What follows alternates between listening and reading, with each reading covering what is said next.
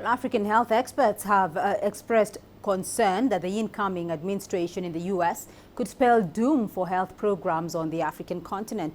The U.S. President's emergency plan for AIDS relief, known as PEPFAR, has over the years provided life-saving treatment to millions of people, including those in Sub Saharan Africa. Some fear this might not be for long. Here's CGTN's Yolisa and Njamela. PEPFAR is a program that was created by former U.S. President George W. Bush. Outgoing President Barack Obama continued with it without any disruptions. But there are already reports in the United States that indicate that the Donald Trump administration has already expressed an overall skepticism about the value of foreign aid. Some health experts believe that while it remains to be seen what policy decisions will be taken, implications for Africa's health programs, particularly those aimed at people living with HIV and AIDS, could prove dire. There are many programs that are funded by PEPFAR in Africa, which speaks to the fight against the spread of HIV, tuberculosis and malaria. So it means if there is a change of policies in the new administration, those people who were helped or who survived through that aid will go back to square one of suffering and defaulting on treatment, and we will see many people dying. According to the United States Embassy website, PEPFAR provides funding to 80 countries. Millions of lives have been saved as a result of this U.S. development aid. Treatment Action Campaign believes that while the South African government continues to fight the scourge of HIV and AIDS in this country, it cannot do it alone.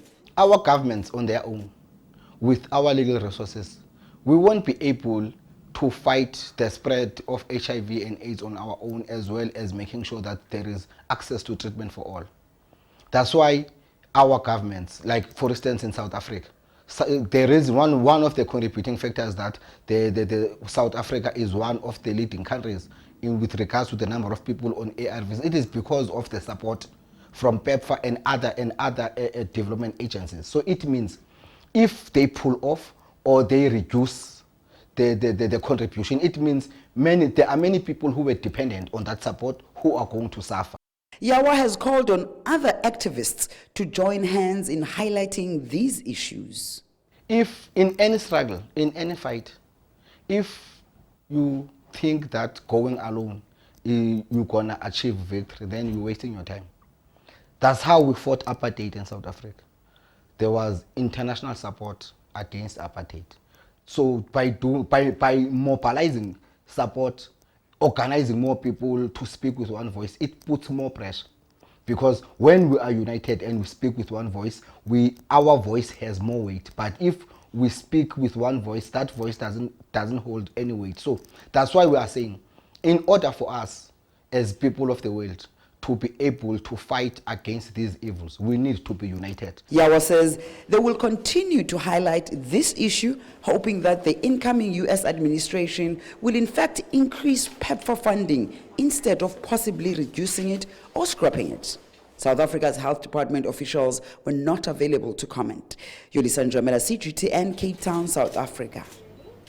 Let's discuss this now more and get you some perspectives and analysis on the political transition in the U.S. and its likely impact on Africa. I'm joined from Johannesburg by Chelsea Markovits from the Economic Diplomacy Program at the South African Institute of International Affairs. She's joining me live from Johannesburg. And Dr. Caspar Njuguna, a Senior Policy Advisor at the Africa Policy Institute here in Nairobi. Welcome to Africa Live and thank you for joining us on the program. Chelsea, I'll start off with you now. In your view, though, are the fears of aid cuts to key programs like Power Africa, like PEPFAR, are they justified? What are your expectations for Africa as Donald Trump takes office?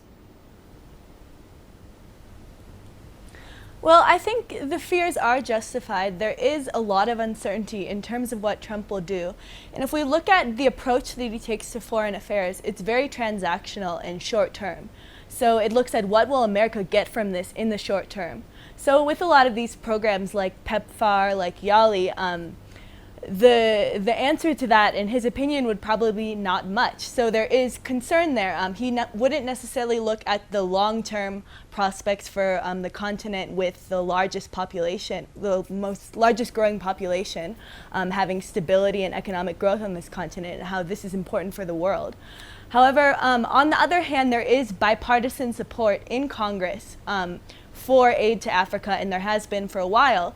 So it'll be interesting to see whether Trump falls more in line with these pressures, and also with his party.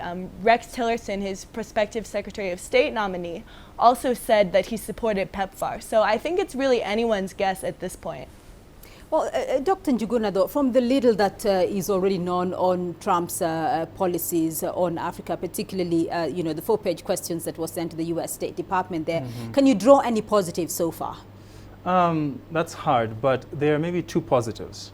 One is on security, in that we are seeing that the Trump administration will most possibly continue providing the needed help to combat terrorism across Africa, which is going to be very key for future progress and development as a continent. So that might be a positive thing we can draw off. The other one may be the more or less discussed, which is maybe the social aspects, where we find that the Republicans tend to be less pushy on the African states to change their how they run their societies. So those might be two things that we might find maybe from the report that might be positive towards Africa. Right, Dr. Njuguna, unfortunately we have to leave it there, but thank you for your insights. And Chelsea Markovic there in Johannesburg, to you as well. Thank you.